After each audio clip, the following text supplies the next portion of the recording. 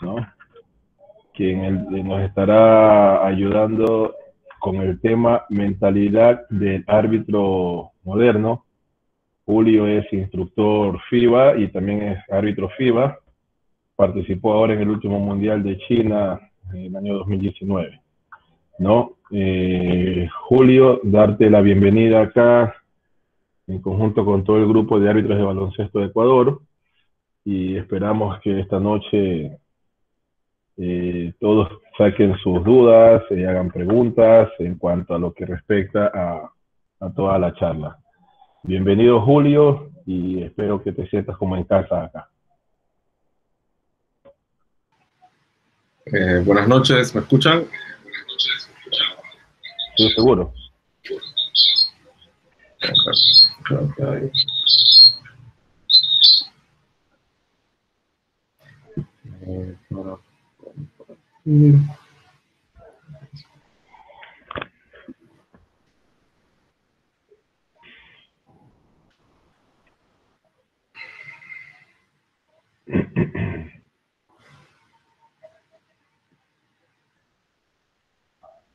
Se ve la presentación, ¿verdad? Sí. Bueno, buenas noches a todos. Nuevamente, gracias por la oportunidad y contento por poder compartir con ustedes nuevamente en este periodo. La sesión de hoy no es tan orientada en la parte técnica, por lo que sí me gustaría que durante la sesión, no sé si hay la posibilidad de que los participantes vayan respondiendo algunas preguntas que iremos haciendo y de esa forma poder obtener su punto de vista e ir desarrollándolo de una mejor forma. Entonces,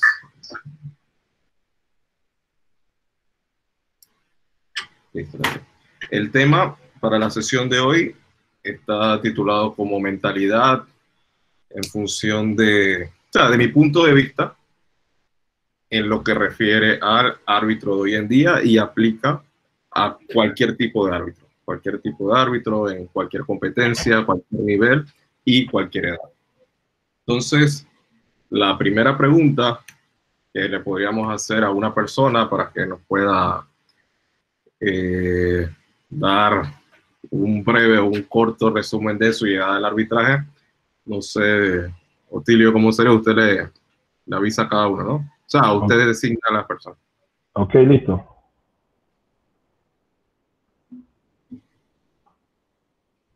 Va la primera, una persona para responder la primera pregunta de cómo fue su llegada al arbitraje. Ok, a ver, Ricardo Arias. Para llegar con el peso ideal a la competencia. Es ahí entonces... Sí, profe, buenas noches. Ricardo, la pregunta que está haciendo Julio es ¿cómo fue tu llegada al arbitraje? Tienes que responder, hablar sobre eso. Bueno, profe, recién me acaba de conectar, por eso no he tenido problemas en internet, no le escuché lo de la pregunta. La pregunta sería esta: ¿cómo fue tu llegada al arbitraje? Sería básicamente, ¿qué nos puedes compartir? Ya, muchas gracias, Julio, buenas noches. Bueno, mi llegada al arbitraje se da más por enfocado a la carrera. Yo estaba estudiando en la universidad lo que es la carrera de educación física. Siendo muy sincero, a mí no me gustaba el baloncesto, ni verlo, jugar, ni nada por el estilo. Pero una vez que nosotros llegamos a un nivel en el cuarto nivel de la carrera, empezamos por el módulo de fundamentos del baloncesto. Entonces le fui cogiendo un poco de amor a esta situación, al baloncesto, y ahí subimos al siguiente módulo que era táctica y estrategia de baloncesto.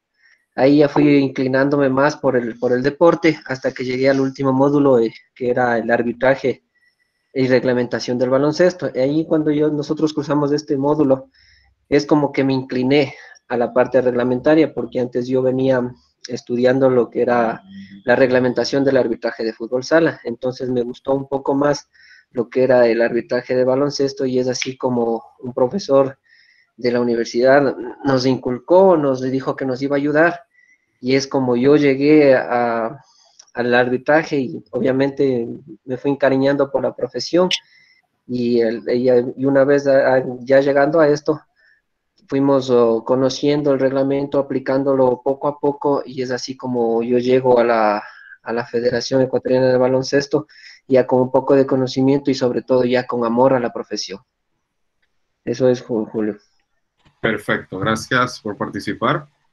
Básicamente, si le preguntamos a todas las personas que se encuentran acá, cada una puede tener algún motivo especial para llegar, ya sea que eran deportistas, que tal vez se lesionaron o que finalizaron su carrera deportiva, o por tema económico, de tener un ingreso extra. Cualquiera sea el motivo, llegamos y estamos, o sea, nos conocimos en esta área. Muy poco, o en mi concepto, muy poco, llegan al arbitraje con miras a ser profesional o arbitrar en X torneo o arbitrar en X nivel. Son situaciones que nacen una vez estamos dentro. Entonces, partiendo de acá, una vez estamos ya en esto, nos empieza a gustar, entonces empezamos a aspirar, ya a querer en la medida de las regulaciones, en la medida en la que las regulaciones no lo permitan, hablo en términos de edad, en términos de licencias y eso, a tener aspiración. Entonces, esa aspiración inicial, que puede ser un sueño, que la podemos ver cuando dormimos, que la podemos visualizar, la idea es que se transforme en una meta o en algo que nosotros queramos alcanzar.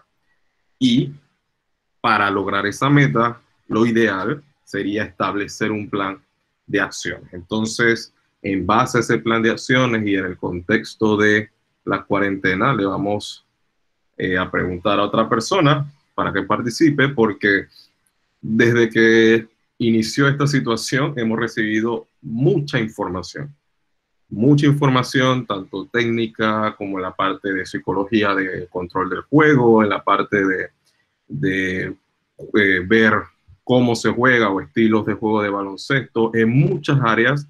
Y la pregunta es, ¿cómo una vez regresemos podamos dosificar eso para ir implementándolo poco a poco en mi arbitraje? No es que ahora que voy a regresar después de 200 sesiones voy a ser una persona diferente. Entonces, ¿cómo uno toma toda esa información y va diciendo, bueno, ahora que se reactiva la liga, voy a empezar mejorando esto, que considero lo más importante.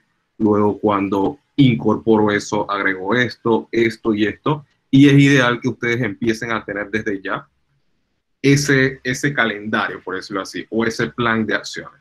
Puede comenzar por la parte física, luego la parte dentro de la cancha, pero empezar a planificar. Y es una de las primeras recomendaciones que les puedo dar ahora, y sé que han tomado ustedes muchas sesiones aquí por medio de la Escuela de Baloncesto, del árbitro de baloncesto de Ecuador, y la idea es cómo ustedes van a demostrar ese conocimiento una vez regresen.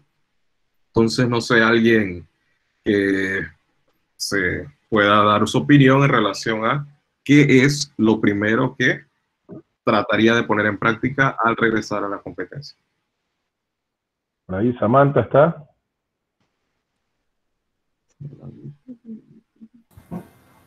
Sí, profe, buenas noches. Buenas noches.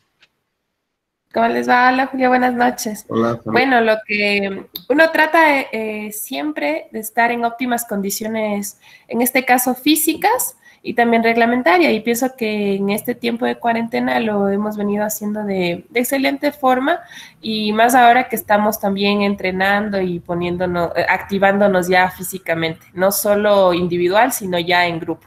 Entonces, eso sería el objetivo a corto plazo en el caso de que se llegue a dar la liga.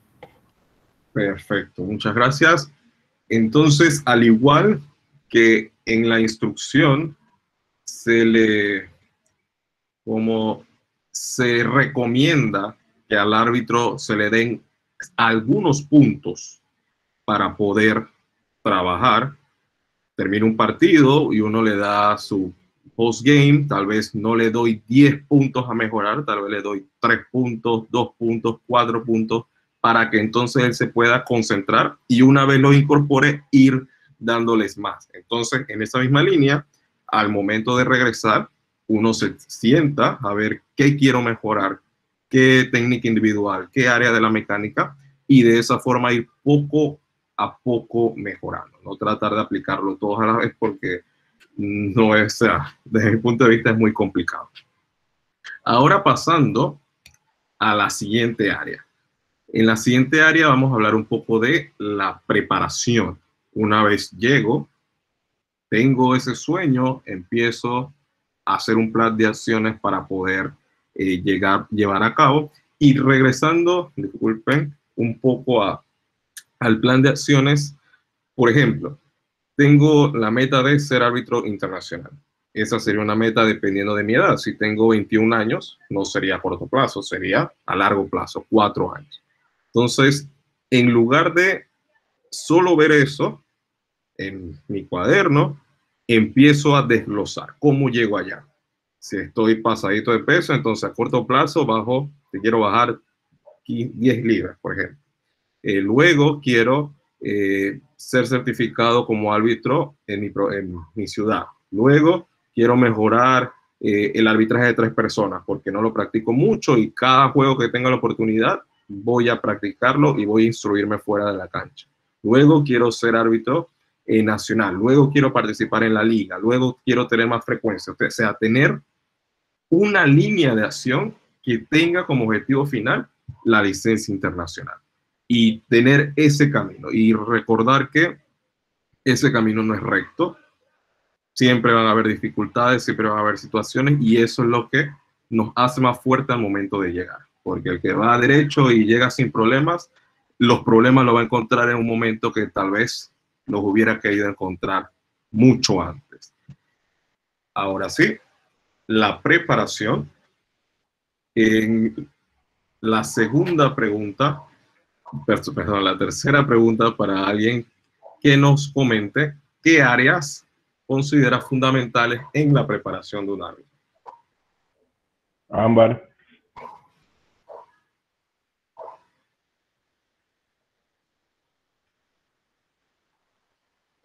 Hola, ¿me escuchas, Julio? Buenas noches a todos. Buenas noches, sí, la escuchamos.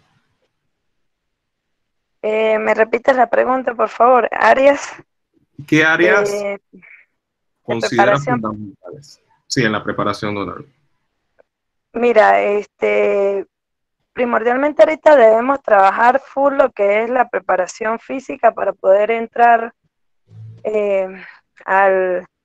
a la cancha listos, ¿no? Con la preparación técnica y teórica también, pero ya por ejemplo, nosotros tenemos más de 50, 60 actividades donde estamos todos preparados teórica y técnicamente de una manera excelente, entonces debemos quizás ahorita por el asunto de la pandemia prepararnos para tratar de llegar lo más óptimo en la parte física, ¿no?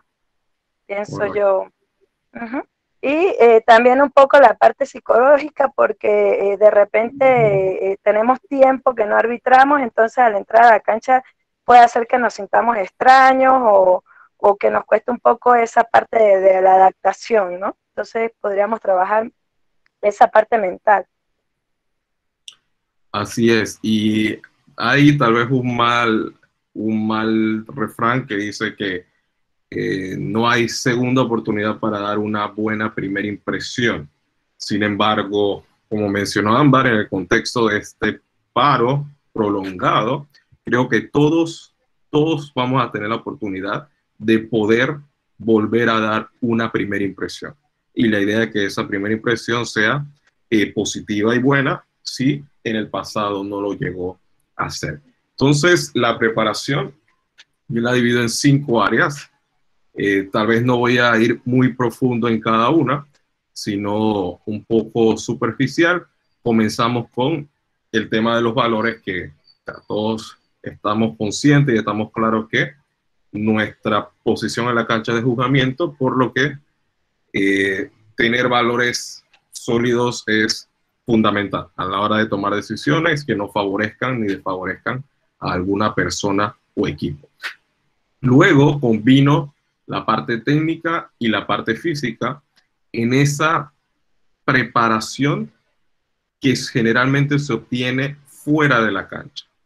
La parte física, obviamente, el entrenamiento fuera de la cancha, y la parte técnica en lo que es el estudio y el conocimiento teórico de las reglas, interpretaciones y poder analizar las técnicas individuales, mecánica, etc. Y estas dos son las que en un ambiente organizado indican qué árbitros van a entrar a la cancha y qué árbitros no. Y esto es un tema, bueno, más adelante lo converso con mayor detenimiento, pero el hecho de que exista una prueba, tanto física como técnica, me indican que si yo no la apruebo, si yo no corro 86 toques o si yo no saco 20 correctas en una prueba escrita, ni siquiera voy a tener la oportunidad de entrar a la cancha y demostrar mi trabajo en el arbitraje. Entonces, son tan fundamentales en esa dirección en la que si no las completo, no voy a poder siquiera entrar. Y cuando hablo del ambiente, del espacio organizado, por lo menos desde la perspectiva de afuera, se ve la estructura que están conformando y que tienen conformada, organizada y numerosa. Entonces, como sabemos que hay limitados juegos, limitadas ubicaciones para árbitros, ese primer filtro para indicar quiénes participan y quiénes no, están fuera de la cancha y están en cómo ustedes se ven físicamente. No tiene que ser un fisiculturista, pero sí mantener un entrenamiento físico adecuado para poder hacer el trabajo.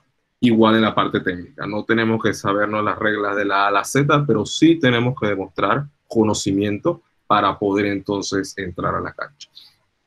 Y el tercer bloque, entonces lo oriento en filosofía y psicología.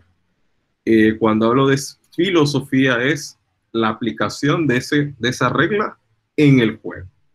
Entonces, para yo poder aplicar correctamente estos conocimientos en el juego, tengo que conocer el juego, tengo que tener una idea, tal vez no la más exacta, pero una idea de qué ocurre en el juego, qué busca un jugador cuando está bloqueando en el rebote, qué busca un jugador cuando va a poner una cortina, cómo se ponen las cortinas fuera del balón para liberar lanzadores. Son conocimientos generales que si los incorporo, me va a ayudar a tomar decisiones, me va a orientar dónde ver, me va a ayudar a conocer qué decisión es la más acertada en este instante y me va a ayudar a entender qué juego estoy arbitrando.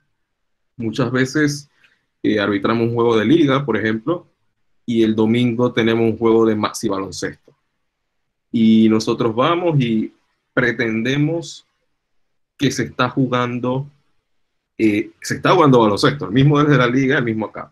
Pero las personas, los que ellas están dispuestas a aceptar o no aceptar, no es lo mismo que lo que ocurrió en la liga. Entonces, si en la liga hay jugadores más atléticos y yo permito contactos marginales, acá cuando tiene el maxi baloncesto, si hay un contacto que tal vez en la liga no lo sancioné, pero acá sí puede poner en desventaja o sí puede no ser aceptado por ninguno de los jugadores, entonces tengo yo que entender eso y entender que el juego que se juega no es el que yo quiero, sino el que los jugadores, siempre y cuando esté dentro de la regla, están dispuestos a jugar. Entonces, no es imponer nuestra filosofía sobre el juego como tal. Lo mismo aplica para categorías menores, para categorías juveniles, y entender que haciendo el mismo trabajo puedo dar el mejor servicio al juego.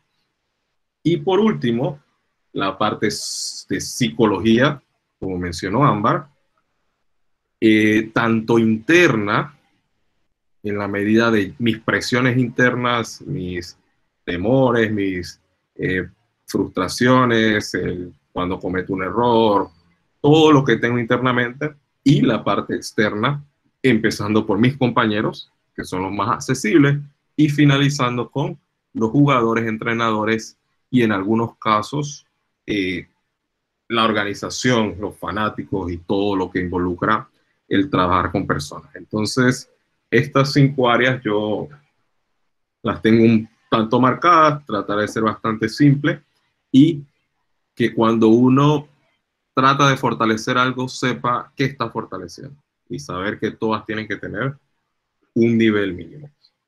Entonces, llevando la preparación un tanto a la cancha. Aquí sí vamos a preguntar a más personas durante esta diapositiva. Tenemos que en el juego ocurren N cantidad de acciones. Entonces, tenemos que el árbitro o los 2 árbitros o los 3 árbitros están en la cancha para poder servir al juego y poder conducir el juego. La primera pregunta, ¿qué es lo primero que llega a nosotros? Estamos arbitrando, ¿qué es lo primero que llega a nosotros? ¿O por dónde comienza nuestro trabajo? ¿Comentario?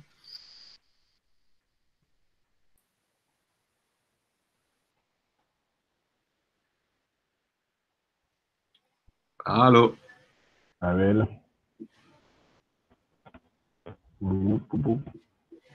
Daniel Tapia.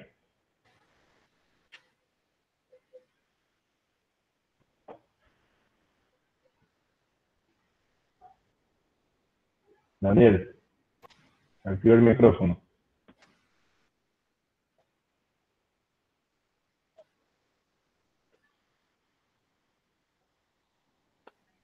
Hola. Ahí Hola. estamos. Sí, buenas noches. Bueno, creo que lo primero que a nosotros nos llega, o lo que tratamos de observar en primera instancia cuando arbitramos, son los diferentes tipos de contactos. Siempre nosotros tratamos de mantener o tratar de ver el espacio entre los jugadores, el cual nos conlleva a realizar un mejor trabajo. Siempre estar prevenidos o anticipados a las diferentes situaciones del juego. Yendo un poquito más atrás, ¿qué fue lo primero que dijiste? O sea, lo primero que tenemos que ver, ¿no? El espacio entre los jugadores. Ajá, pero, o sea, ¿por dónde comienza todo? Por lo que ves, ¿correcto, no? Exacto. Entonces, no te vayas, quédate ahí con el micrófono abierto. Ok. Mencionaste que todo lo que dijiste después comienza por un lugar, y es por la vista. Lo que queremos ver el espacio, queremos ver X, Y, Z. Ahora, para ti, ¿qué es lo primero que considerarías importante para ver correctamente las acciones? Lo primero que consideraría importante para ver correctamente las acciones. Tener claro una perspectiva o una visión completa del juego, de cómo se está realizando, o sea, si esto causa una ventaja o no, sea al jugador atacante o al jugador defensor. Estás caminando un poco en lo que es la decisión como tal. Vamos un poco más atrás. O sea, para tú ver esa acción antes de empezar a decidir y evaluar, ¿por dónde comenzarías a trabajar para ver correctamente las cosas? Para ver correctamente las cosas. Para ver correctamente las cosas, lo primero sería tener una buena mecánica dentro del juego. Sin una buena mecánica no voy a tener una buena visión. Correcto. Entonces, para ti la mecánica. Muy bien, muchas gracias. Por ahí tenemos a otra persona.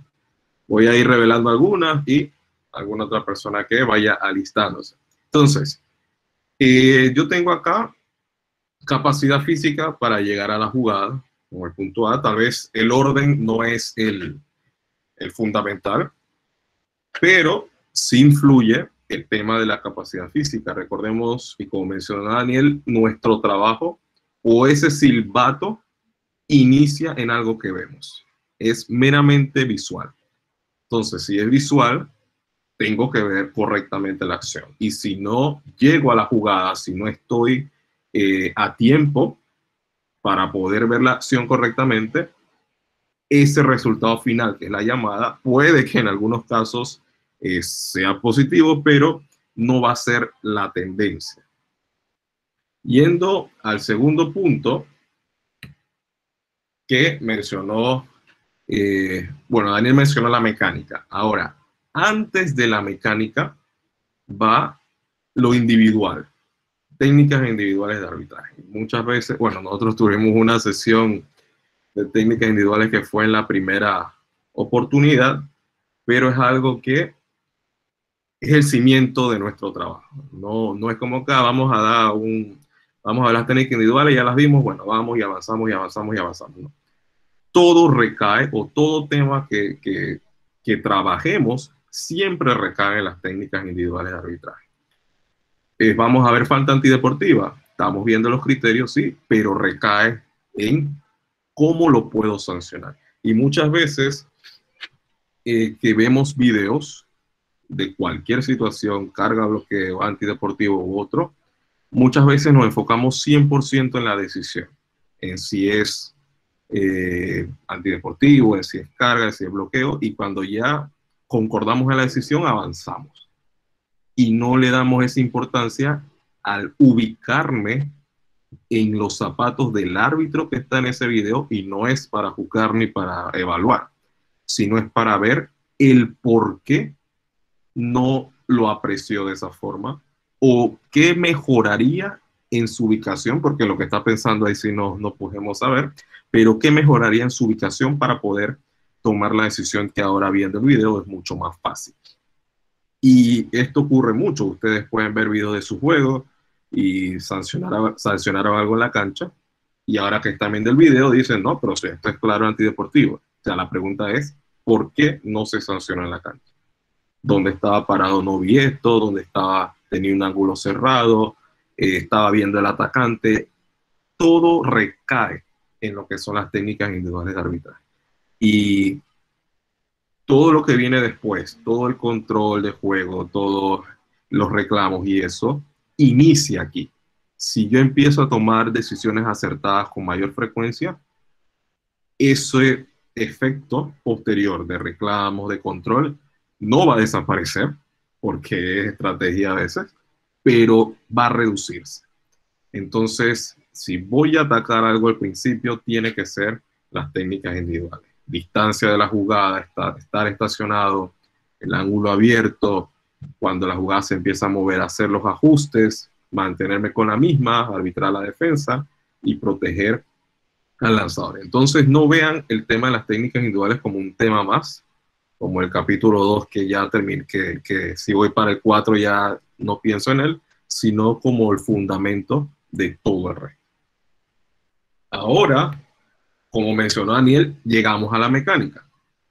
Y la mecánica no es más que engranar a esos 2 árbitros o 3 árbitros para que cubran la mayor cantidad de acciones en el juego. No el 100%, porque tal vez es imposible, pero la mayor cantidad. Entonces, como yo voy a unir 3 piezas, necesito que cada una de esas piezas individualmente esté fuerte. Y para que esté fuerte, nuevamente, técnicas individuales. Entonces, mecánica de arbitraje, ya se ve lo que es el área primaria, el área secundaria, las ayudas, cómo trabajamos durante una transición, cómo hacemos rotaciones a tiempo, para que poder tener al árbitro siempre en la mejor posición para arbitrar. Y por último, la filosofía del juego.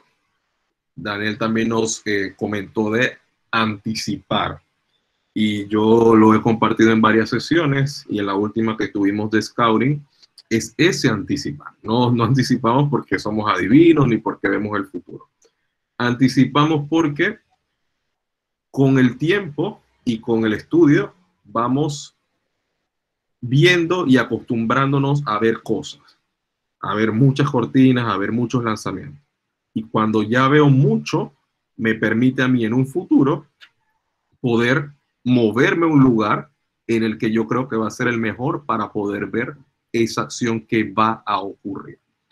Ejemplo, yo estoy de seguidor y viene una cortina a a la punta de la línea de 3 puntos o sea, el tope de la línea de 3 puntos, yo sé que yo no puedo estar en línea con la línea de 3 puntos, tengo que estar más arriba. ¿Por qué? Porque tengo que ver al que viene a cortinar, al que está defendiendo al dribleador, al que está defendiendo al que viene a cortinar, y si yo tal vez la primera la falle, tal vez estoy mal ubicado, pero con el tiempo esa anticipación es la que estoy buscando. Al igual que si un equipo presiona, dónde debo estar ubicado, si un equipo está dando muchos pases de esquina a esquina, saber que no voy a estar rotando en cada pase. Todo eso se adquiere por medio de esa filosofía del juego. No está escrita en la regla, se gana viendo videos, scouteando a los equipos, viendo cómo se está jugando el juego ahora. Yo coloqué un cuadro del Mundial en la última sesión en donde se tomaron 85 lanzamientos y 40 fueron triples y 45 dobles. Entonces, si yo voy a arbitrar el siguiente juego de ese equipo, yo sé que en la línea de 3 tengo que estar preparado. Entonces, todo eso me lo da ese trabajo. Ahora, un segundo voluntario para que nos ayude con el punto 2, que viene después de la información visual. Luis Tipán.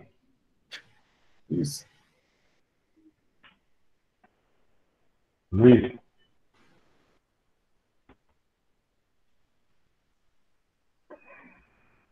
¿Está o no? Se fue. Sí, profe. Sí, está, llegó. No, nada más. Profe, buenas noches con todos. Buenas noches, Julio. Buenas noches. Lo siguiente tendríamos que evaluar el tipo de contacto, si deja en desventaja o no lo deja en desventaja para poderla sancionar. Y bueno, sé que la imagen está relacionada al contacto, pero eliminando el concepto de faltas, sino en general, faltas, violaciones, cualquier otra situación, después que recibes la información visual, ¿qué sigue? Es como un circuito para la cabeza que dice, tengo que sancionar el silbato y hacer la señalización que tenga que ser, si es una violación o una falta. Correcto. Entonces, toma de decisión, lo que acabas de mencionar. Veo, ahora mi cabeza empieza a carburar, que tiene que tomar una decisión. A la hora de que empiece a carburar, ¿qué elementos, o vamos a decir, dime un elemento que influye a la hora de tomar esa decisión? Solo uno, no uno, y después seguimos acá. A ver, para mí influiría el concepto de ventaja y desventaja. Para mí influiría eso, el concepto de ventaja y desventaja. Perfecto, ventaja y desventaja. Entonces, obtuvimos la información visual, vimos la acción, ahora estamos en ese paso de tomar la decisión. Primero, quisiera compartir esto que siempre esperamos a que finalice la acción. Siempre esperamos a que finalice la acción, porque como dijo Luis, no creo que Luis, para aplicar ese principio de ventaja y desventaja, tengo que esperar a que finalice la acción y de esa forma evaluar de qué forma influye lo que haya ocurrido, ya sea la violación o el contacto ilegal. Luego, tenemos algo que es teórico, que es básicamente lo que estamos haciendo acá, estudiando reglas e interpretaciones.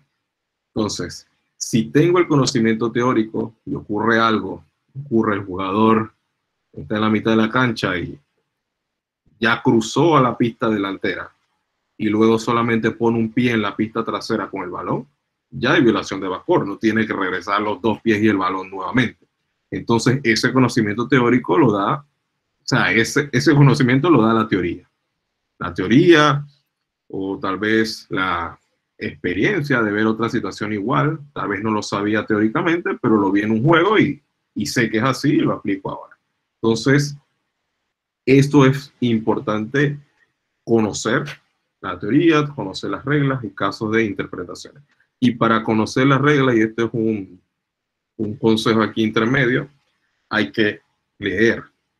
Y cuando hablo de leer, no es de empezar a leerla de la 1 a la 50, sino si yo estoy en un juego o veo en un video alguna acción que me causa duda,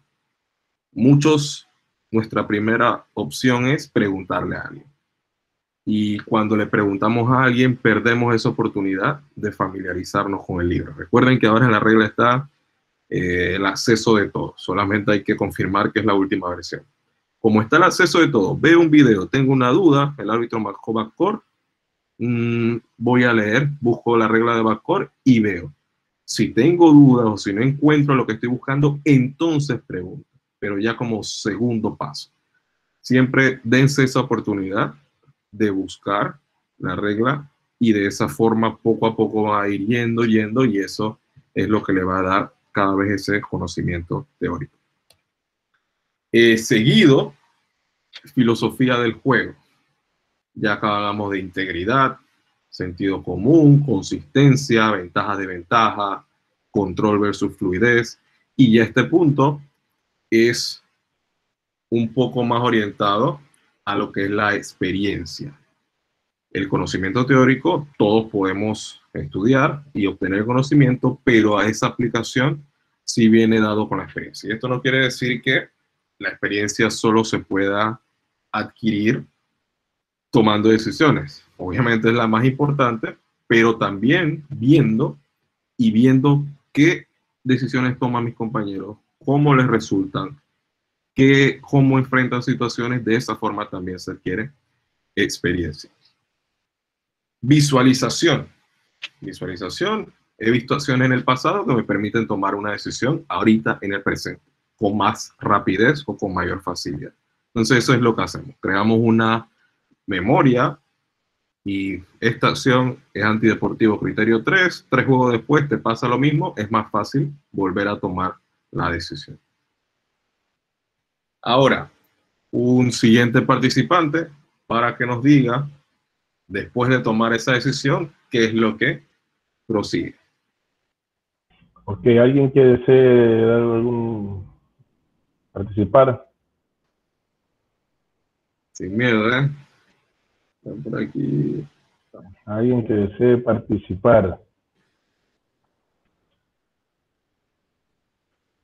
¿No quieren hablar? Profe, buenas noches. Ok, Vero. ¿Profe? Sí, profe, buenas noches. Julio, disculpas, no puedo activar la cámara, estoy conduciendo, pero pienso que después de tomar una decisión que ya está segura, que ya aplicamos el reglamento, lo que sigue después de ese proceso es salir a marcar a la mesa de control. Perfecto, entonces después vendría la comunicación de dicha decisión, como dijo.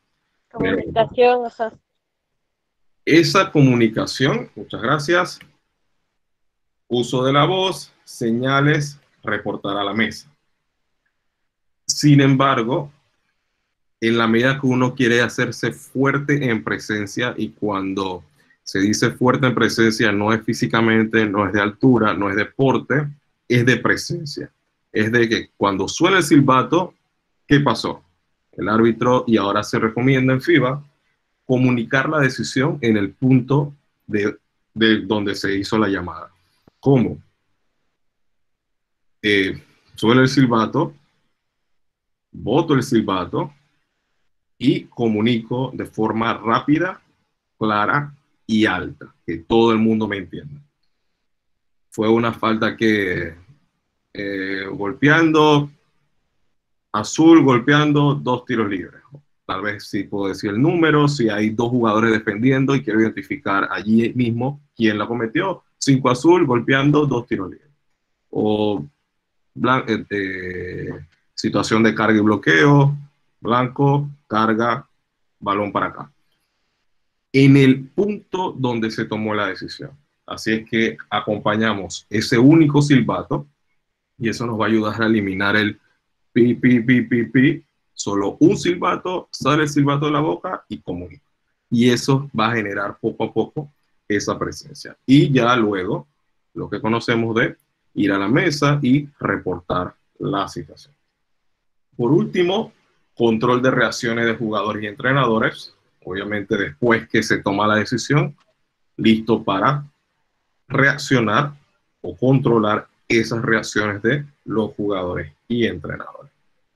Comunicación efectiva para mantener el control, que es lo más importante de nuestro trabajo, mantener el control de juego. Y como ven, y lo mencioné antes, este control de juego comienza acá arriba, en la información visual. Veo, decido, tomo la decisión y controlo si es necesario. Entonces, entre más fuerte esté esto acá arriba, menos constante voy a tener que comunicarme o que sancionar reacciones para mantener el control. Ahora sí, regresamos a nuestro cráneo, llegando al siguiente punto, que es el profesionalismo, y aquí le vamos a consultar a un voluntario que nos diga qué significa para esa persona ser un profesional. ¿Alguien que desee participar? Profe, buenas noches. Buenas noches. Yo pienso que en nuestra parte como árbitros el ser profesional entra en el trabajar, sea un partido sea un partido liga, sea un partido que va por 100 puntos, sea un partido que va por un punto, siempre trabajarlo con la mejor actitud, la mejor ganas, las mejores decisiones, para así nosotros demostrar ese profesionalismo de nuestro trabajo. Pienso yo que es lo fundamental. Perfecto, muchas gracias y concuerdo personalmente. Si alguien tiene alguna opinión adicional de profesional, la pueden copiar en el chat, estaré revisando por acá. Pero básicamente lo que mencionó sobre hacer siempre lo mejor posible, independientemente de categoría, inclusive dentro del mismo juego, puntaje, cuánto estoy cobrando por este juego, es más, bueno, ahora lo voy a hacer mejor, ¿no?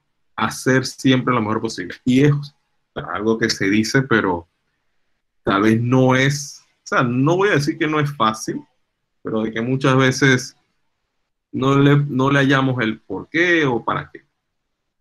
Y el por qué o para qué va fundamentado en lo siguiente, en crear bases. Y en algunos campamentos presenciales que he participado, el último que fui en Chile, si no me equivoco, es un campamento en un torneo, se termina el partido, van los árbitros al postgame y siempre, o sea, mi orientación es en preguntar si esto que hiciste hoy o esto que estás haciendo hoy es lo que haces siempre. Porque si no es lo que haces siempre, entonces es más complicado hacerlo. Te enfocas más en la rotación de líder porque te están evaluando. Pero en los 20 juegos que arbitraste antes de hoy, no te preocupaba esa rotación de líder. Entonces hoy que estás pensando en la rotación de líder, no marcaste las faltas obvias frente a ti por tener la mente ocupada en eso. Entonces, muchos y ustedes que tienen un proceso constante de evaluación y año a año y de certificación, es por qué es importante hacer siempre lo mejor, porque cuando va a llegar esa evaluación, yo no tengo que hacer nada diferente, solo sigo haciendo lo que siempre hago y puedo enfocarme en lo realmente importante, que es la toma de decisión. Entonces, eso obviamente genera un desarrollo continuo en esa línea de plan de acciones que ustedes tienen. Si yo decidí que voy a trabajar en la rotación de líder y después que la trabajo ya la tengo lista y voy a pasar a otro punto, ahora que estoy en el otro punto no puedo empezar a hacer mal nuevamente la rotación de líder, porque entonces no hay un progreso. Entonces esa es la idea. Y por último, manejo del error, como intentar siempre ser mejor, corrigiendo los errores, pero no solo observándolos, sino poniendo en práctica planes para mejorarlo. Y por acá tenemos de Exxon Marín, que habla de puntualidad, higiene, conocimiento de la regla, ser imparcial, tomarlo con seriedad. Todo eso implica ser un profesional.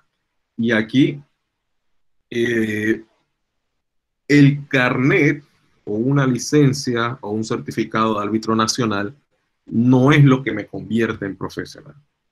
Muchas veces se tiene la perspectiva de que porque ahora tengo licencia FIBA, ahora la gente me tiene que ver diferente o tratar diferente. Sin embargo, me ven y me tratan en función de lo que ellos ven que yo hago, no en función de lo que les dicen que yo soy. Entonces, si ellos me ven siempre llegando presentable, llegando temprano, como mencionó eso, arbitrando desde que se comienza hasta que termine el partido, 20 puntos corriendo a la línea de fondo, rotando y haciendo el trabajo, de esa forma me van a tratar. No solamente por alguna licencia o por alguna certificación adicional. Alfredo Gutiérrez indica, para ser profesional, consistencia en la actividad. Siempre hacer lo mejor posible en las cosas. Avanzamos a el cuarto punto, le voy a tomando un poco de forma, y habla de la revisión del video, y le vamos a preguntar a otra persona por qué considera que es importante analizar los videos de tus juegos. Eric. Sí, buenas noches, Sotilio. ¿Cómo están? Buenas noches. Buenas noches, dale, Germán, dale. Sí, buenas noches. Saludos a todos los compañeros. Es importante en el post-juego mirar los videos porque es un aporte muy grande, ya que en el campo de juego tenemos, como hemos venido viendo, milésimas de segundo para hacer un llamado. Entonces, con el video podemos repetirlo varias veces y mejorar en sí nuestra condición arbitral. Perfecto. Entonces, mejorar, como dice Eric, mejorar básicamente. Yo tengo acá una de las formas más sencillas de aprender es viéndose hacer las cosas. No es que uno no crea o uno no confíe, pero el ser humano por naturaleza es así, siempre tiene sus dudas en la información externa. Entonces, cuando tenemos la oportunidad de ver o de tener el video de nuestros juegos, es fundamental ese uso. Vamos primero a teniendo el video y luego a en caso de que no lo tenga. Cuando uno tiene el video de sus juegos, uno generalmente va a los errores y recuerda, si me dijeron que en el segundo cuarto 7 minutos pité mal una falta, me dan el video y lo adelanto hasta el segundo cuarto 7 minutos. Y entonces siempre estamos buscando los errores para corregirlos. Mi recomendación es ver el juego completo, obviamente, no justo después del juego. Después del juego se recibe el postgame, se anotan las situaciones que me indica el instructor o que yo recuerde en caso de que no hay instructor, y luego con más calma al día siguiente o a los 2 días, entonces me siento a analizar realmente mi trabajo. Y esa es la recomendación, ver todo el juego, identificar hábitos, qué estoy haciendo bien, qué estoy haciendo mal y qué estoy haciendo mal que puede en un futuro provocar un error o una situación adversa. Entonces, corregirla antes de que ocurra el error. Y ahí siempre tratamos de ir en la proactividad, corrigiendo malos hábitos antes de que se conviertan en errores en los partidos y que no vaya a ser el caso de que sea un error incómodo final de juego o alguna decisión que pueda interferir en el resultado. Adicional, Eric mencionó sobre las décimas y el verlo una y otra vez. El video no lo usamos para justificar error o justificar nuestro trabajo.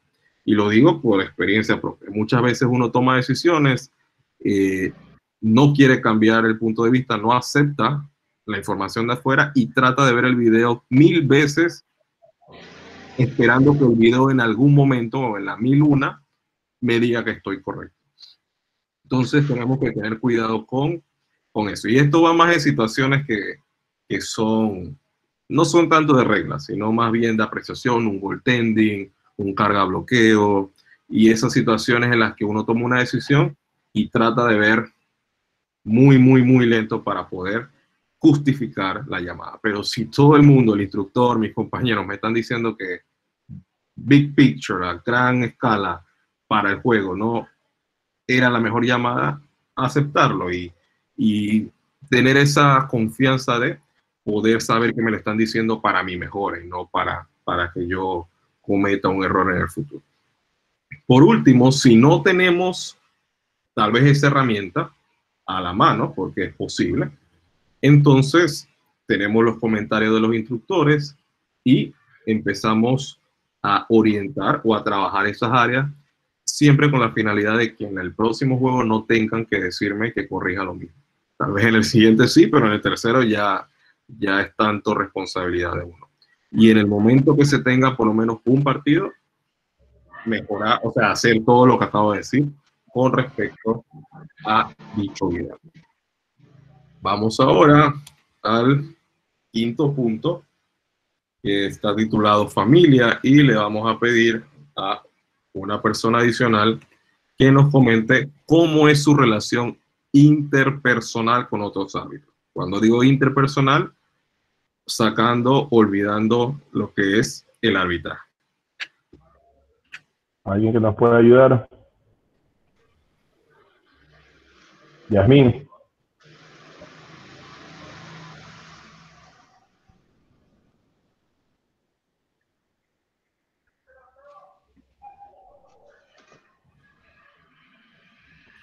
Buenas noches con todos, profe. Noches.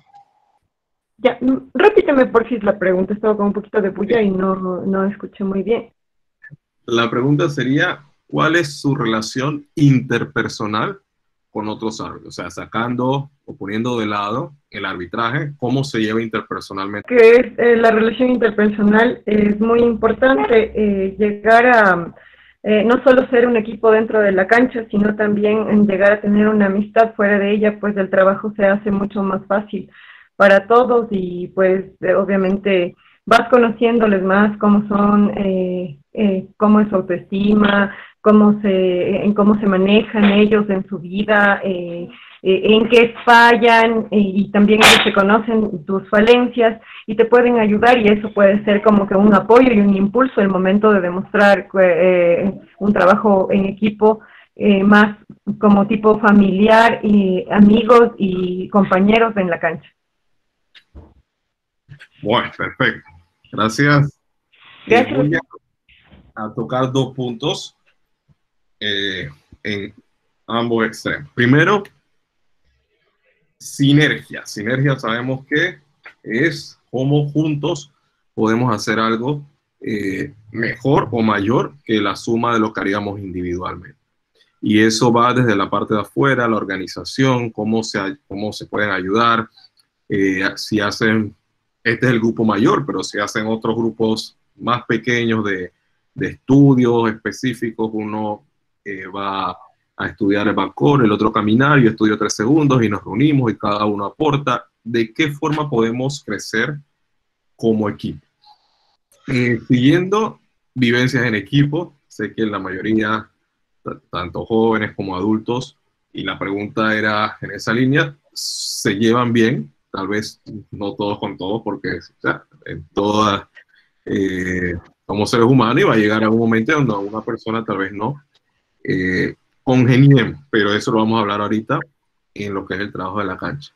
Pero en la mayoría son lazos de amistad, y si no congeniamos, por lo menos hay un marco de respeto. Y creo que ustedes que trabajan eventos nacionales de viajar largas distancias, y yo personalmente cuando recibo una designación, lo primero que se busca es quiénes son los otros árbitros que van a ir al evento, y con quiénes me voy a reencontrar, a quiénes voy a ver nuevamente, y ya comienza esa comunicación vía WhatsApp o vía redes sociales para poder, si tal vez no nos estábamos hablando seguidos, poder empezar a crear esos lazos para llegar y aprovechar ese tiempo en el torneo. Si ustedes tienen un torneo de 5 días, 5 días y arbitran un partido diario, están hablando que si cada partido demora 2 horas, estoy arbitrando 10 horas como máximo en el torneo. Sin embargo, esos 5 días, si sumamos las 24 horas de cada día, bueno, después le restan las que duermen, son 120 horas. Y si yo en 120 horas, restando los 8 diarias, las 40, 80 horas, vamos a decir que estoy despierto. Trabajo 10 y las otras 70 no estoy disfrutando, no me siento cómodo donde estoy, realmente no le estamos sacando provecho a el arbitraje, que básicamente busca brindar ese servicio en el juego, pero fuera de la cancha, crear amigos, crear una interacción interpersonal. Y ahora sí, refiriéndome un poco a lo que se mencionó de eso, cómo va dentro de la cancha. Partiendo por el punto en donde tal vez no tengamos tanta química afuera, pero nos toca trabajar juntos. Profesionalismo dentro de la cancha. Somos dos profesionales que estamos brindando un servicio y nos tenemos que comunicar como clave para poder hacer un buen trabajo. Eso es fundamental y todos están conscientes. Pero ahora yo quiero hablar un poquito del otro lado, del lado donde tenemos mucha confianza, mucha amistad con un compañero y estamos dentro de la cancha. Y lo digo como una experiencia personal, y Carlos Peralta, que creo que está por ahí, no me va a dejar mentir porque él era el tercer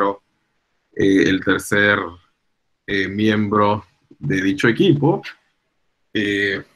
Estábamos en un partido, yo con Carlos, Omar, que es otro árbitro con el que también tengo confianza ahí. Ocurrió una situación, Omar era el crew chief, una situación con el reloj de juego, correcto, reloj de juego, y él estaba de líder y yo estaba de seguidor, cerca de la mesa, se paró el juego, más cerca de la mesa, y no, esto es lo que va 15.8 segundos, por ejemplo.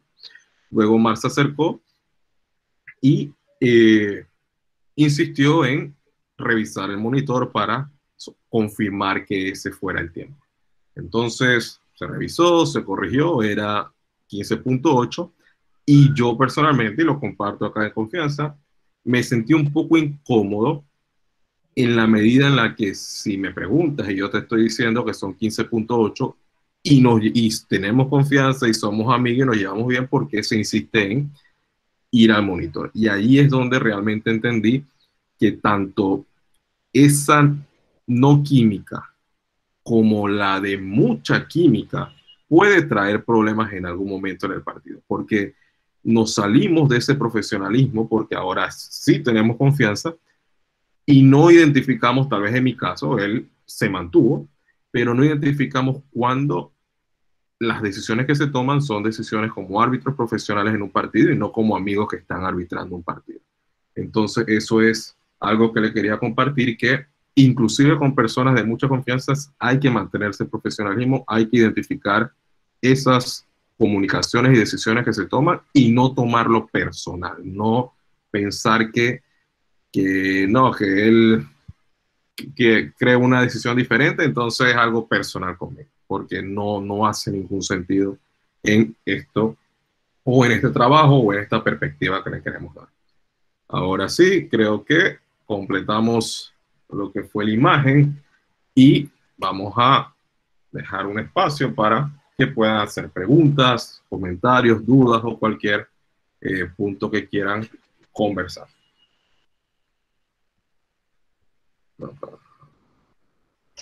Ok, si desean preguntas, por favor, van a hacer preguntas, activen el micrófono. Ok, Joseph, dale. Perfecto, profe. Profe Julio, muchísimas gracias, de verdad, por la ponencia. Excelente cómo manejó el tema. Mi pregunta, profe, iba relacionada a verlo nosotros, los árbitros nobles, o los árbitros que tenemos esa meta para llegar más allá. Verlo usted como una referencia, ver lo que usted me pueda responder como una referencia. Sé que cada cabeza es un mundo, pero bueno, quizás lo que usted nos pueda decir le pueda servir a unos o a otros.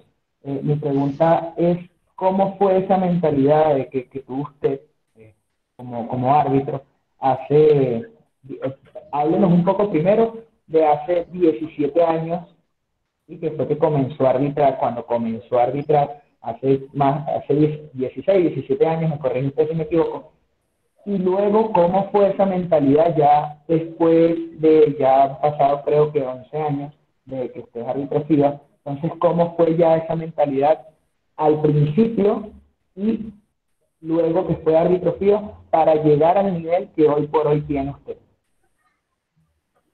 Bueno, pues que esta iba a ser la última pregunta, pero no extenderme mucho. Y buena pregunta, y voy a tocar algunos puntos que sí quisiera llevarles el mensaje. Primero, los juegos son limitados. La cantidad de juegos tienen un número, por lo que árbitros es otro número y nosotros somos muchos. ¿Qué quiere decir esto? Que hay muchas cosas que no dependen de lo que yo pueda hacer o de lo que yo haga. Yo puedo estudiar la regla, puedo prepararme 100% físicamente, pero es posible que la oportunidad no llegue. Eso es fundamental entenderlo. ¿Para qué? Para no tergiversar el concepto de fracaso, porque muchas veces relacionamos fracaso con no lograr algo. Pero si en este caso eso que quiero lograr no depende de mí, realmente no estoy fracasando. ¿Cuándo fracaso? Cuando tengo la oportunidad y no la aprovecho. Cuando llega esa oportunidad, llega esa clínica o llega esa licencia y yo entonces no cumplo las expectativas de la persona que me ha seleccionado. Entonces eso es fundamental, siempre prepararse para algo que tal vez no llegue, pero evitar que llegue algo y no estar preparado.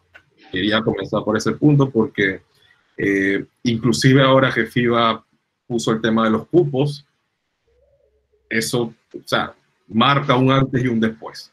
Antes podían postular 50 árbitros y si en la clínica aprobaban los 50, hay 50.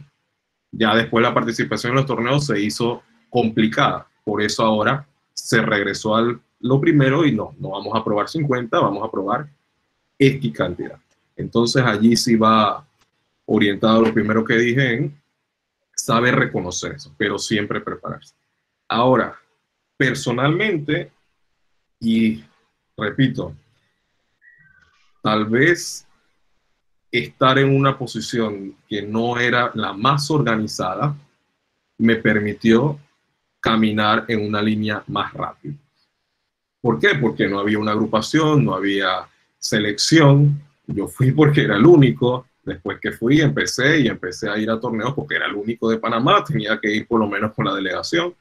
Y eso, o sea, tal vez en este punto no les pueda dar una visión clara de su punto ahorita, que están en un punto diferente al mío. Ahora ustedes tienen que prepararse, tienen que participar en clínicas, tienen que ser seleccionados desde cero, que en teoría es lo ideal. ¿Y por qué es lo ideal? Porque eso va a hacer que cuando lleguen a la licencia tengan ese camino recorrido y esos obstáculos los hayan podido superar y formen un mayor carácter. Eso no quiere decir que yo yendo un poquito tomando atajo no lo haya o no lo pueda lograr, pero no es lo ideal o no es lo fundamental. Una vez en FIBA y siendo joven, entré en un tiempo Fontana y ese auge que se le empezó a dar a los árbitros jóvenes con la llegada de él y ese cambio generacional que empezó a darse, y eso me llevó a tener oportunidad. Y como digo, todo se basa en la oportunidad. Ahora, una vez en esa cancha, ¿cuál es el trabajo? Sentirse parte. No pensar que estoy aquí, que no pertenezco aquí, que no, que es un regalo, no. Llegué, ahora, ¿cómo me mantengo? Me siento parte, siento que puedo tomar decisiones, siento que puedo manejar, interactuar con estos atletas que tienen X tiempo jugando, los entrenadores que tienen tiempo jugando. Y eso obliga a uno a fortalecer esa parte psicológica más rápido, porque si no, no sobrevive. Y así como entramos y estuvimos, así mismo vimos llegar personas y luego no seguir. O sea, no es algo como que todos los que llegaron siguieron y todos llegaron. Entonces es importante reconocer el recorrido que están haciendo ahora y que es fundamental como su preparación para cuando lleguen a esa etapa. Y por último, cuando uno está en algún punto, o vamos a decir un árbitro nacional en el Ecuador que tiene 21 años, muchas veces pierde el foco. los pies de la tierra se empiezan a levantar un poco y se quieren comer el mundo en el sentido de que sienten que ya están listos para todo. Y eso es importante siempre siempre despertar con los pies en la tierra, saber qué se puede mejorar, saber qué se puede recibir como recomendación de otras personas y saber que hay tiempo para lograr cosas. Por lo menos, obviamente, en la línea de cada árbitro llega un punto en donde su objetivo es ir a un Juego Olímpico o ir a un Mundial. Entonces, la nominación de los juegos que eran este año, que se pasaron para el otro año por el COVID, yo no estoy seleccionado. Y yo no puedo sentir que es un fracaso que me estrelle con una pared, por varios puntos. Uno, porque estoy joven, porque tengo más tiempo para lograrlo. Y porque lo principal, no he trabajado lo suficiente para poder pertenecer al plantel. Entonces no es cuestión de por qué él sí y yo no, por qué fue o por qué no gustan, no, nada de eso. Es qué puedo mejorar yo para que en la próxima oportunidad sea seleccionado. Y si no es en la próxima, en la que sigue. Y así hasta que ya la edad no me permita. Pero eso en todas las escalas que pueden, de ahí hacia abajo, si usted quiere un campeonato nacional y no van, o si van y no arbitran la final, siempre mirar para adentro. Porque mirar para afuera y decir, pero si yo soy mejor que él, pero si yo hago lo mismo que él, no es la idea. Entonces, eso sería, por decirlo así, mis recomendaciones y mi mentalidad con respecto a la primera pregunta. Perfecto, profe, muchísimas gracias. Sí. Ok, ¿alguien más que desea hacer alguna pregunta?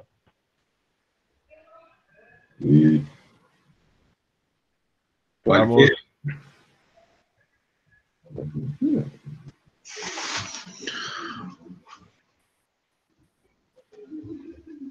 ¿Qué pasó? Vamos, Víctor, René. Oti, por favor, una preguntita. Julio, un placer saludarte.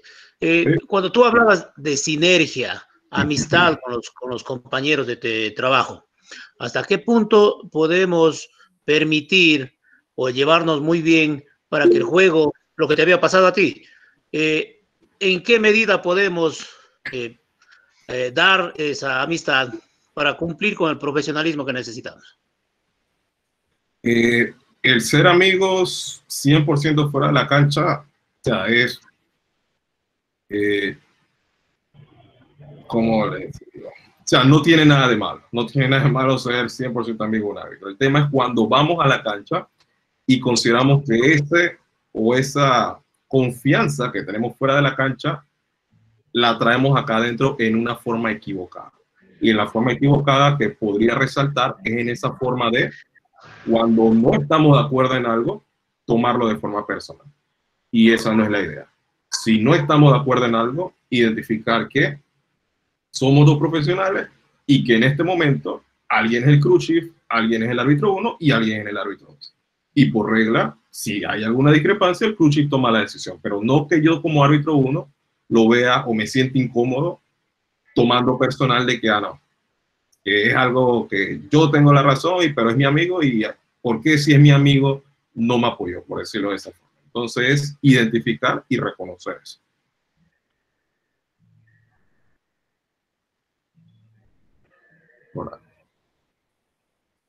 Gracias, Julio. Víctor. Buenas noches, profe Julio. Buenas noches, profe Otilio. A todos. Buenas noches. Claro, profe, mi pregunta va dirigida con respecto a la toma de decisiones. El arbitrar y el no arbitrar es una decisión, pues sancionar y no es una decisión. Pero yo veo que esa decisión debería ir al beneficio del juego, no a complicarlo. Corrígeme allí, si todas las sanciones deberían ser para el bien del juego, o hay alguna de estas que complique el juego. Bueno, definitivamente ninguna debe complicar el juego. Sin embargo, en el tema de ventaja y desventaja, para de ventaja y desventaja eso es un concepto muy amplio. O sea, como un árbitro joven, como un árbitro que está comenzando, como un árbitro ya de experiencia, puede reconocer cuándo hay una ventaja y cuándo no. Entonces, nosotros generalmente usamos los términos ritmo, velocidad, ritmo, rapidez, balance y velocidad. Como elemento, que es RSBQ, como se abrevia. Ritmo, balance, velocidad y rapidez. Como elementos que usamos para entonces medir esa ventaja y desventaja. O sea, ¿cómo yo puedo reconocer que hay una ventaja cuando el jugador pierde el balance, cuando en vez de ir a la velocidad que iba, se redujo? Y esa combinación. Y de esa forma es más fácil para uno en un momento poder tomar la decisión. ¿Y por qué lo digo? Porque muchas veces solo relacionamos la desventaja con perder el balón. Aunque tiene que perder el balón para que entonces el contacto tenga efecto. Pero realmente si me dan un golpe y yo doy un pique más y después pierdo el balón, la pregunta es, ¿vas a sonar el silbato ahora, 3 segundos después? Tal vez no. Entonces, importante reducir un poco la subjetividad. Y eso es algo que FIBA está haciendo poco a poco. Cuando ustedes ven manuales, protocolos, criterios, es cada vez reducir esa subjetividad que tiene el árbitro para evaluar acciones por sí mismo. La falta antideportiva, ya tenemos 5 criterios bien estructurados. ¿Qué trata de evitar eso? Que ocurran acciones y que cada árbitro interprete la acción de una forma distinta. Y cuando llegamos a eso, allí sí, si tomar la decisión que tengo que tomar complica el juego, tengo que hacerlo. Si falta 1 minuto y el juego está por 2 y el criterio me dice que no juega la pelota intentando detener el reloj, falta antideportiva, es falta antideportiva. No de que no, para no complicarlo, mejor lo marco normal, igual no reclama, igual tiene tiros libres. No.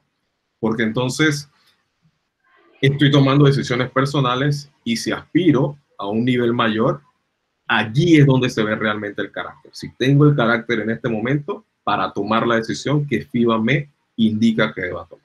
Entonces eso es fundamental, entender la ventaja y desventaja, pero saber que hay momentos incómodos en donde tal vez la decisión que debo tomar no es la que va a ser la más aceptada, pero tengo que tomarla. Y el tema del video y las redes sociales, hace poco hubo un video que dio vueltas allí de una falta, un jugador se movía y que es antideportiva, pero todo el mundo decía, no, pero si él se movió, la opinión personal queda en un segundo plano cuando hay una directriz.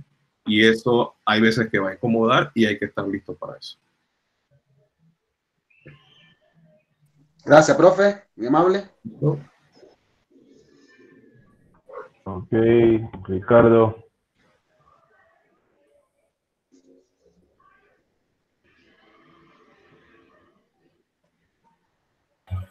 Ricardo. Julio, buenas noches a todos. Buenas noches. Julio, gracias por compartir experiencia y tiempo. Saludos aquí desde Bogotá, Colombia. Saludos. Julio, digamos que se ha dado unas características muy importantes con referente a las decisiones arbitrales y con lo que tiene que ver con la mecánica, ¿cierto? Y tú ubicabas ahí unos postulados donde comentabas el proceso de la ética, de la familia, del proceso de mecánica. Para ti en estos momentos, cuando hablamos de un perfil de un árbitro, ¿cuáles son las características que debe tener ese perfil del árbitro joven? ¿Y cuáles son las características principales que debe tener en estos momentos ya con una experiencia el árbitro, valga la redundancia, antiguo, con experiencia? ¿Cuáles son esas características que forman un perfil para un buen árbitro? Bueno, me estás hablando del perfil ya una vez es árbitro, no de qué perfil hay que tener para ser árbitro. Correcto. Sí, porque la primera, o sea, lo primero, ¿qué perfil tengo que tener para ser árbitro? Es cualquiera. Cualquier persona puede decir, voy a arbitrar. Uno se forma en la medida en la que quiere lograr las cosas y tiene planes específicos. Muchas veces no, porque soy más pequeño o porque esto no.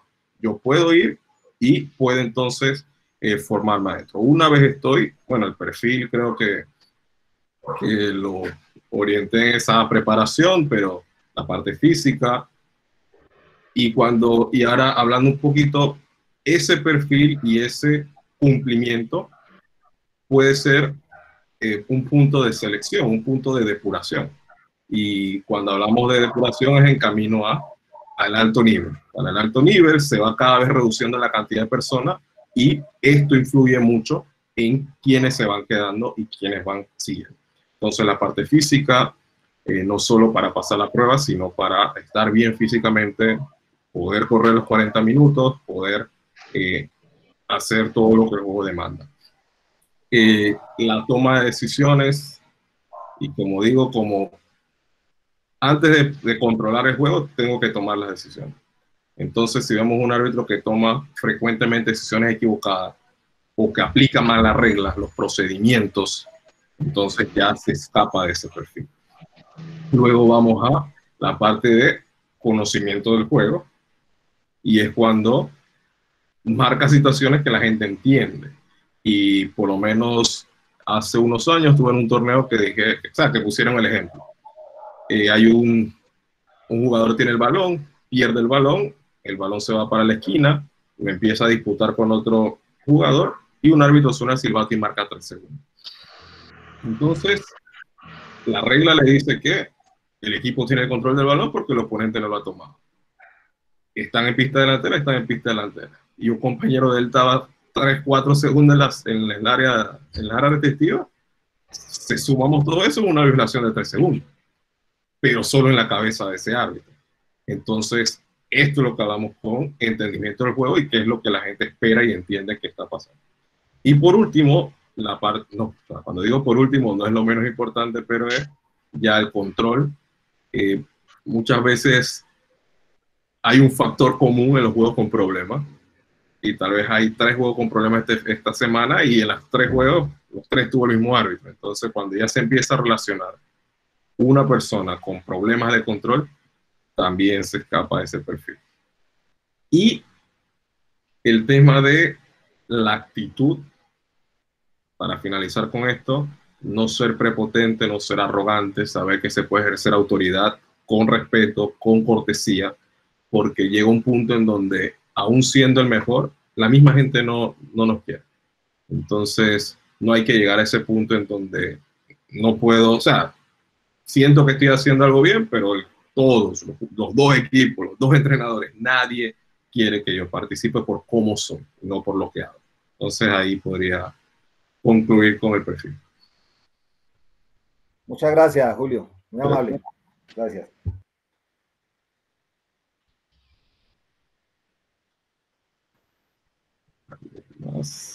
Creo que Evelyn Mendoza. Evelyn Mendoza, sí.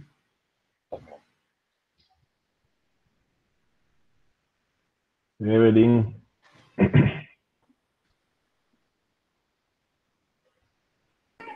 Hola, buenas noches.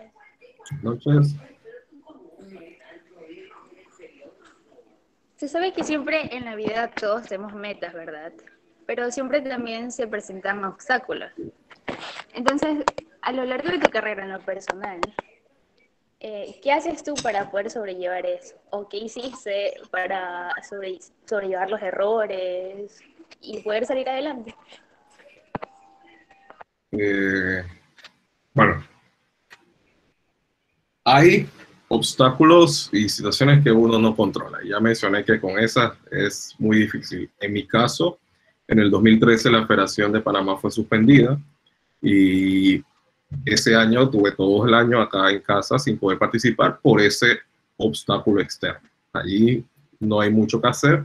Lo que podemos hacer durante ese tiempo, que es lo mismo que aplica indirectamente, pero a esta situación, es seguir preparándonos ahora que estamos o tenemos el tiempo y estar listos para cuando podamos regresar, tanto en lo físico como en lo técnico. Obstáculos durante torneos así grandes, no voy a decir que nunca, pero no hay muy grandes que pueda decir que me ocurrieron. Pero sí me ocurrió una situación en el 2017, en el que yo ese año participé en el U19, pero antes de ir al U19 había recibido una invitación para ir al Eurobasket de ese año, el 2017. Pero en el U19, que era antes, iba relativamente bien los primeros partidos, pero hubo un partido que no fue muy bien, o sea, fue malo, para decir las cosas como son. Y ese juego malo, que tal vez no fue un juego de desastre, de problemas, pero a nivel de arbitraje y en ese nivel fue un juego malo, impidió o fue como el causante de que yo no asistiera al Eurobasket, que era el siguiente mes.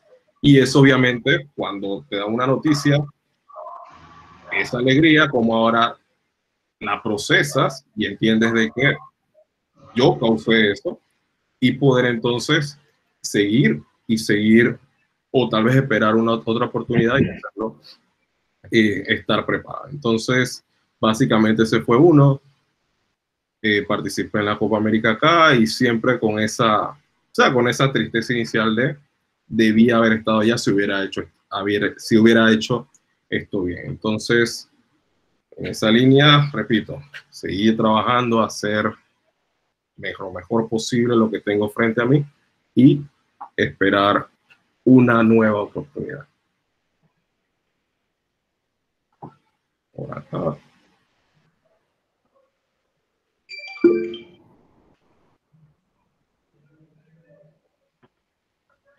Ok. Jorge, bien, primero Víctor Gualatuña, después Jorge Coronel. ¿Cómo estás, Julio? Mucho gusto saludarte. Muchas gracias por la ponencia. Yo tenía una duda con respecto a esto, porque nosotros como árbitros manejamos el criterio de ver, valorar y arbitrar. Y tú hablabas mucho hablabas de esto de la técnica individual del arbitraje. ¿En qué momento nosotros vemos la acción vemos, valoramos y arbitramos? ¿Cuáles son esas pautas relativas para poder llegar a ese criterio? Al criterio justo donde como hablaba hace un momento el otro Víctor, decía para no causar ese malestar durante el partido. Bueno, las técnicas individuales, como mencioné, es la base. Si yo estoy a 1 metro de la jugada, no voy a ver lo mismo que si estoy a 2 metros y detenido. Entonces, hay veces que cuando ocurren los problemas, tomamos malas decisiones, vamos al video y, sí, mira, no era falta, fue legal. La pregunta es, ¿por qué no se consideró eso en la cancha? ¿Y qué puedo corregir para que en el próximo juego pueda verlo de la forma correcta para tomar la mejor decisión? Y allí es donde cada acción recae en esas técnicas individuales. Más allá de observar la situación y reconocer el error, es ahora escribir, bueno, ahora, ¿qué tenía que haber hecho yo?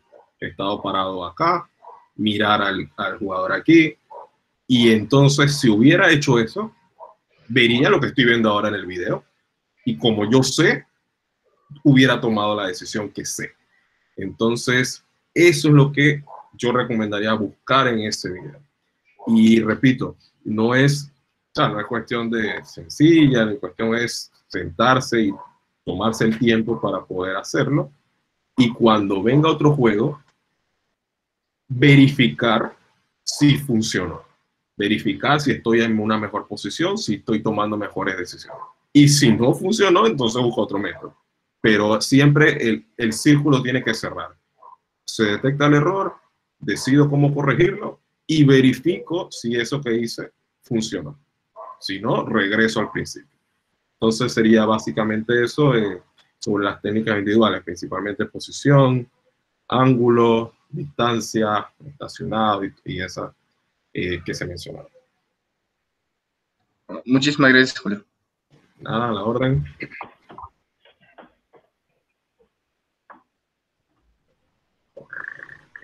Ok. Jorge. Buenas noches, Julio. Buenas noches, un placer estar aquí en tu charla, muy buena.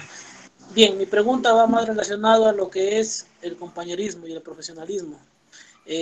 Bueno, bien sabemos, cuando estamos en la cancha y estamos con una persona que a veces no sabe escuchar o piensa que tiene la última palabra, ¿cómo tú haces para no tener, ¿cómo sería? No tener mucho roce con él? O sea, él quiere tener la razón en todo, pero ¿cómo le haces entender que está equivocado o que a lo mejor hizo un llamado, o se apuró mucho, o se apresuró mucho, o tuvo mucha ansia, se puede decir, se siente muy ansioso? Esa es mi pregunta, Julio. Bueno, hay dos, voy a decirlo primero en la parte de comunicación, de que vamos a decir, yo tomo una decisión, él tomó otra y nos vamos a comunicar, o yo vi algo que él no vio y me voy a comunicar, partiendo por ahí. En esa línea, uno, entender que hay jerarquías dentro del juego. Hay un árbitro principal, un primer árbitro, y si son tres, un segundo árbitro. Pero lo más importante, más allá de que esa persona no reciba mi información, lo más importante es que yo siempre la dé. Siempre doy mi punto de vista. El problema es cuando llegamos al punto en el que yo considero que como no me escuchan, mejor no lo digo. Y eso sí no es lo recomendado. Si hay una situación que tal vez no marqué, pero situación especial y yo vi algo, decirlo. Si él no lo quiere aplicar en su momento porque es el crew chief, está bien, se acepta y no los tomo personal.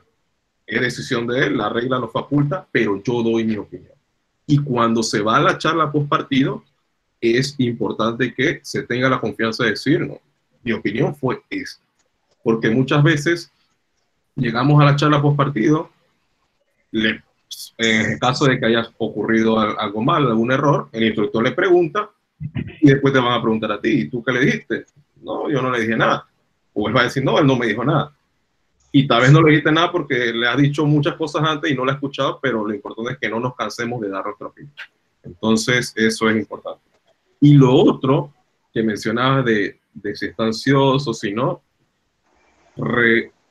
reconocer que en la cancha yo no le estoy evaluando a él, ni él me está evaluando a mí. Entonces, tener, la idea de cuando ya yo voy a hablar, no de una situación específica, sino del arbitraje de mi compañero, en un tiempo muerto o en un intervalo, no sentarme como un instructor a decirle, no, esa que pitaste antes no era porque pasó esto, porque te apresuraste por un lado, porque realmente no es nuestro trabajo en la cancha, estamos arbitrando juntos. Entonces, en esa línea, siempre hacer lo tipo, ¿qué viste en esta acción? Yo vi esto y por eso decidí esto. Bueno, yo creo que vi esto y aprecié esto, pero no hacerlo como un punto donde tú tienes la razón y él tiene que escuchar, sino de preguntarle su punto de vista y tú también exponer el tuyo. Y entender eso, que la idea es estar en la misma línea para dar un buen servicio, pero que no estamos para evaluarnos unos a los otros o viceversa. Gracias Julio, muy amable. Perfecto. Ok, ¿alguien más? Carlos.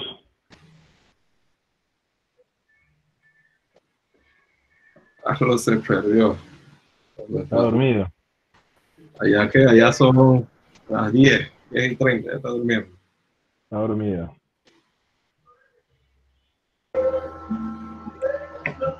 Buenas noches, Julio. Te puedo preguntar, ¿qué pasaría si no tienes el feeling con tu compañero? No tienes muchas peleas ya, pero tienes que hacer el trabajo. ¿Cómo te sentirías en cancha con tu compañero? Así que ya no tienes un feeling por fuera, ya, por nada del mundo, pero es tu trabajo y tienes que hacerlo. No tenemos el feeling afuera, pero cuando se lanza el balón, o inclusive en la charla prepartido, hay que tener disposición, disposición de hacer el trabajo. Y poniéndolos en los dos puntos de vista. Uno, si soy el crew chief, no aprovecharme de eso y empezar a parecer jefe o mandar y no, tú haz esto y esto. Si no, sabemos que estamos trabajando en conjunto. Y dos, si él es la persona encargada, entonces igual, si puedo aportar algo, aporto. Si puedo comentar o si puedo contribuir a cualquier decisión o a cualquier información, aporto. Pero el tema fuera de la cancha, como mencioné, queda fuera de la cancha y estamos haciendo un trabajo. Y no vamos a ser los primeros ni los últimos. Y han habido situaciones que cuando ya dentro de la cancha hay problemas de que uno le pita al otro en el pie, de que uno marca para allá y él no es para acá, entonces ya eso hay que resolverlo. Si no se puede en el juego, o sea, elevar la situación a el siguiente ente. Pero antes, profesional hacia la cancha.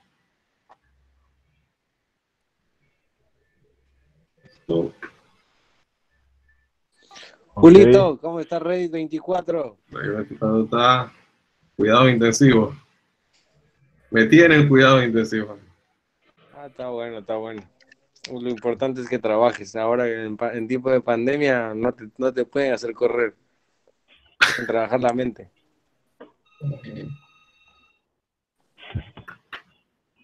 Pregunta, bueno, Julio. No, Julio, la verdad, gracias. Bueno, Julio. Wilson, ¿vas a preguntar algo? Sí, una consulta. Buenas noches, Carlitos. Dale, mijín, métele con todo. Julio, buenas noches. Felicitaciones por la charla. Acotando lo que dijeron los compañeros Jorge y Luis, ¿consideras necesario que si en las designaciones consta la persona con la que ya tuviste inconvenientes, considerarías necesario comunicar eso a los grados superior para poder solucionar antes del juego? Sí, en verdad sí. Cualquier situación, tal vez no, o sea, lo importante es comunicar. Cualquier situación que uno prevea que pueda causar problema en un partido, lo ideal es avisarlo antes.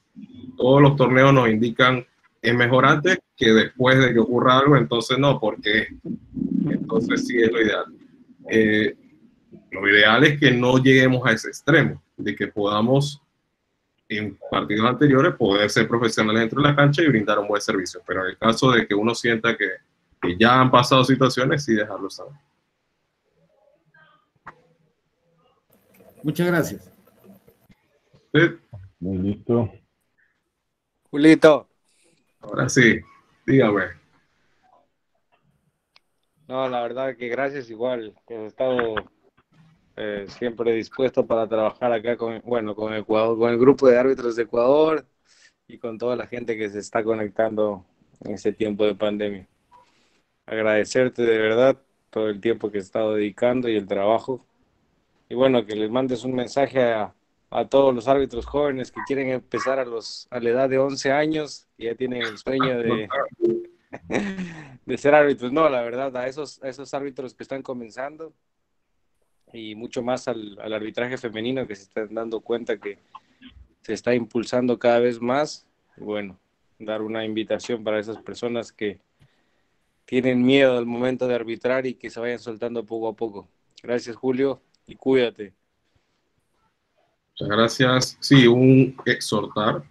Primero, tener la confianza de que tienen una estructura que se está desarrollando y que está mejorando. Entonces tienen dónde ir, tienen a quién preguntar y tienen una línea o un camino visto, un camino que saben por dónde van a caminar.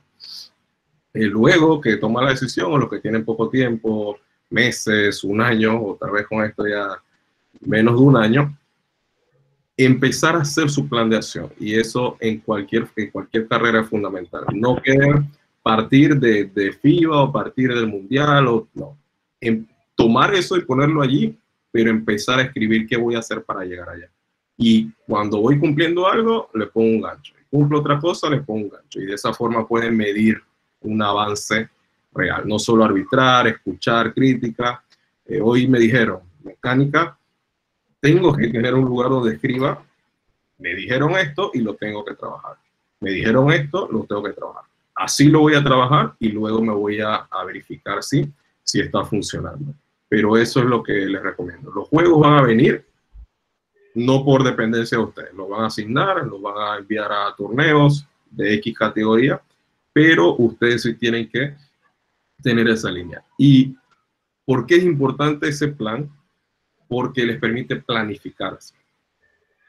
Tal vez no sé con qué frecuencia tenga partidos regularmente, o sea, fuera de este contexto de la pandemia. Pero si tengo partido todos los fines de semana o tengo partido una vez a la semana y después del fin de semana, puedo planificar qué quiero trabajar y de esa forma lograr las cosas más rápido. Y eso, o sea, no paren de soñar, prepárense para cuando llegue la oportunidad y cuando llegue, hagan lo mismo que hacen siempre y no esperen que el día de la clínica se tenga un transformer y van a arbitrar completamente diferente, porque no es la idea. Así es.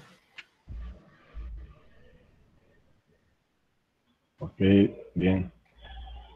Bueno, Julio, creo que como no hay más preguntas, agradecerte por estar acá otra vez con nosotros. Y bueno, creo que muchas cosas han quedado claras para todos los árbitros. Más adelante le estaremos entregando algunas cositas sobre lo que estamos trabajando, después se lo haremos llegar. Y bueno, gracias por estar acá con nosotros. Creo que todos los árbitros se van contentos de la charla y creo que con lo que hemos visto durante todo este tiempo vamos a ir mejorando poco a poco. Le dejo la última palabra para que te puedas despedir de todos, ¿no? Sí, así es. Nuevamente, gracias por la oportunidad de estar nuevamente con ustedes.